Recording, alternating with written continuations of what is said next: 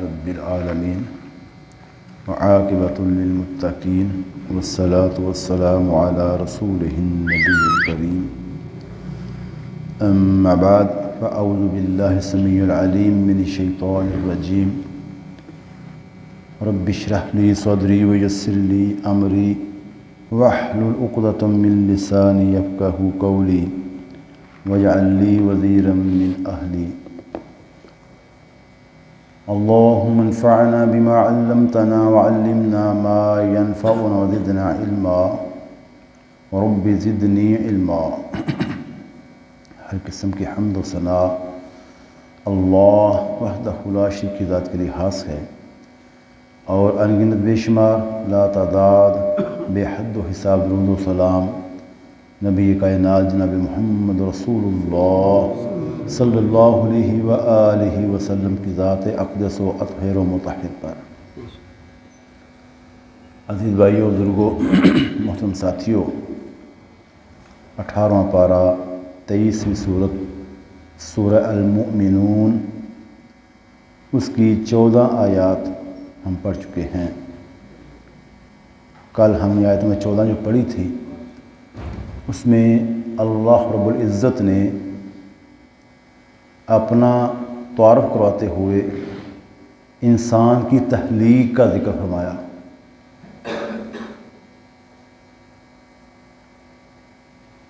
آیت میں 12 فرمایا کہ وَلَقَدْ خَلَقْنَا الْإِنسَانَ مِنْ سُلَالَةٍ مِّن طِينٍ، اور بلا شبہ ہم نے انسان کو مٹی سے پیدا کیا۔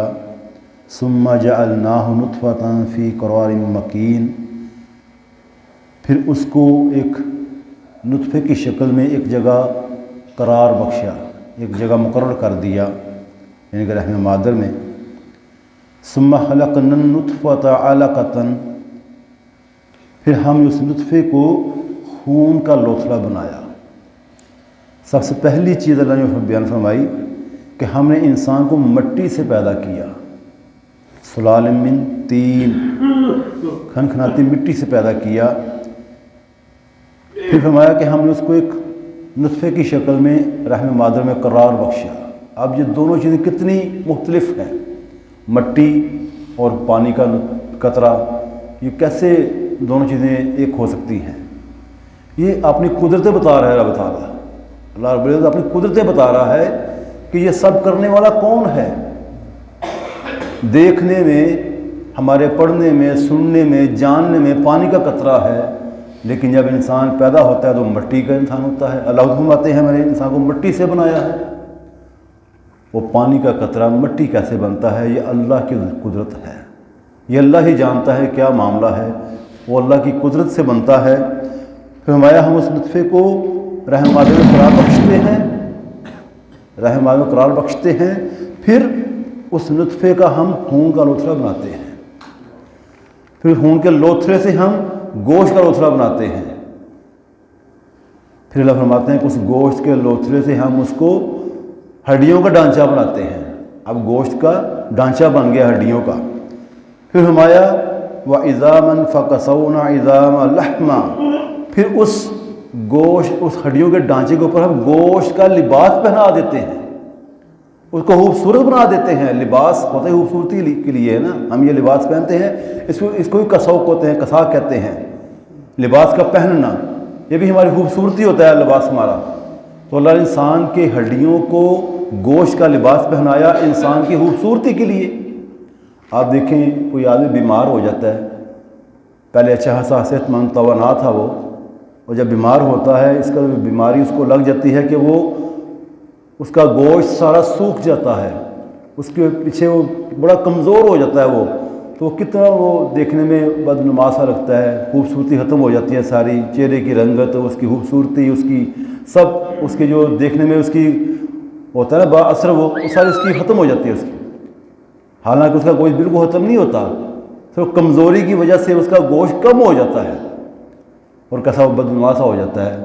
یہ اللہ کی بڑی ایک نعمت ہے ہمارے اوپر کہ اللہ نے انسان کو پیدا کیا، خوبصورت اور خوشنما بنایا۔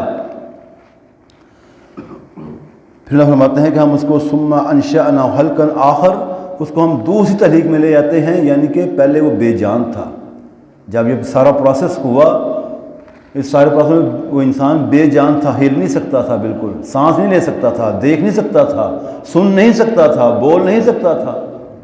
پھر اس کو ہم نے ایک دوسرے تخلیق میں لایا۔ یہ قدرتیں اللہ تعالیٰ کی نا، اللہ نے پھر اس میں جان ڈالی، پھر وہ دنیا میں آتا ہے، پھر وہ سنتا ہے، دیکھتا ہے، بولتا ہے، ہلتا جلتا ہے، اس کا ایک ایک اعضاء حرکت کرتا ہے۔ یہ سب کچھ کون کر رہا ہے؟ وہ ایک پانی کے قطرے میں سے مٹی کا انسان پیدا کیا اللہ تعالیٰ نے، پھر اس مٹی کے انسان میں جان ڈال دی، وہ دیکھتا، بھالتا، بولتا، چالتا، دوڑتا، بھاگتا بن گیا وہ۔ پھر سورہ حج میں جو پیچھے ہم نے آیت پڑھی ہے، پچھلی صورت میں اللہ فرماتے ہیں وہ بچپن میں کمزور ہوتا ہے، شیر خارگی میں کمزور ہوتا ہے، پھر اس کا بچپن آتا ہے، پھر اس کا لڑکپن آتا ہے، نوجوانی کا عالم آتا ہے، پھر جوان ہو جاتا ہے، پورا طاقتور بن جاتا ہے وہ۔ کسی انسان کو انسان ہی نہیں سمجھتا، وہ کسی کام کو اس کو پار ہی نہیں ہوتا، بالکل ہر کام بڑی آسانی سے کر لیتا ہے وہ۔ جوانی میں اس قدر اس کو اللہ کا توانائی عطا فرماتے ہیں۔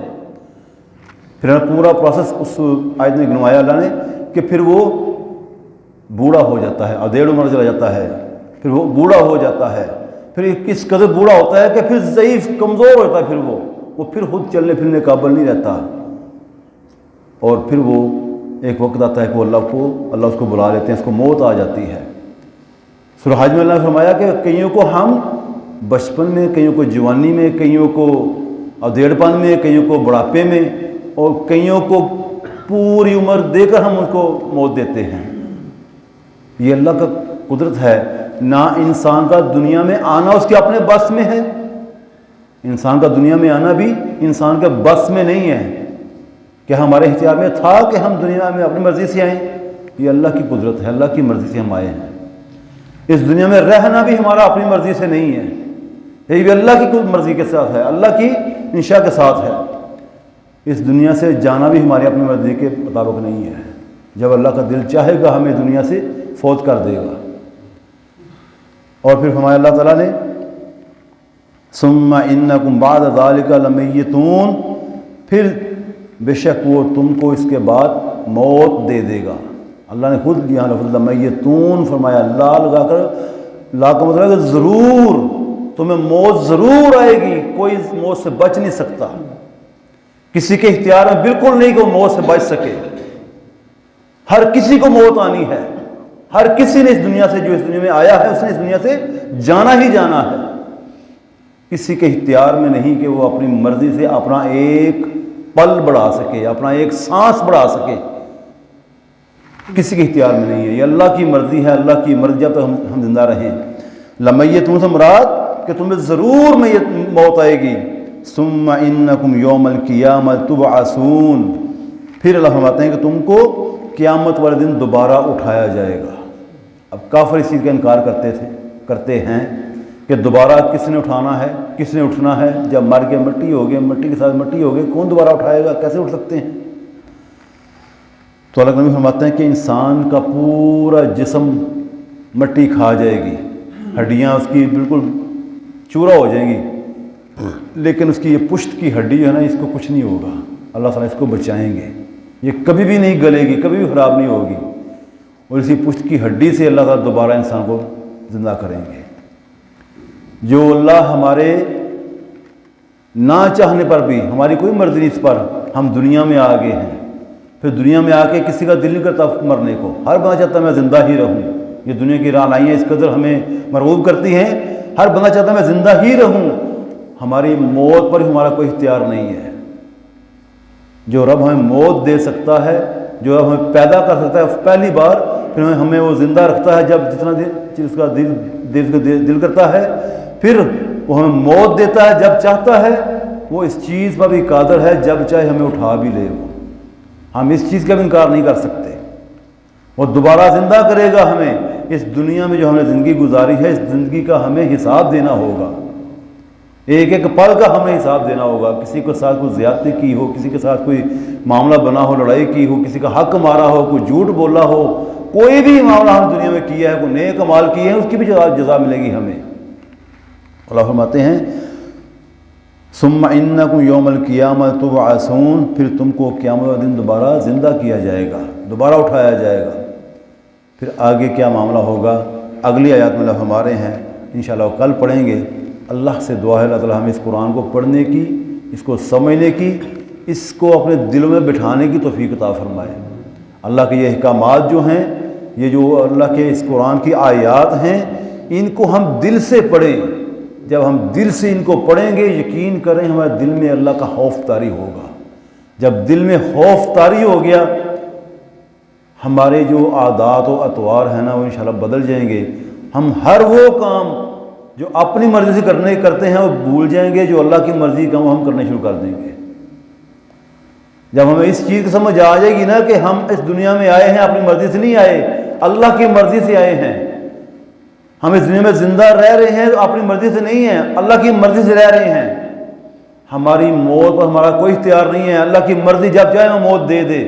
جب ان چیزوں پر ہمارا پکا یقین ہو جائے گا نا، پختہ یقین ہو جائے گا، پھر ہماری زندگی گزارنے کا ڈنگ بھی رب کی مرضی کا ہو جائے گا۔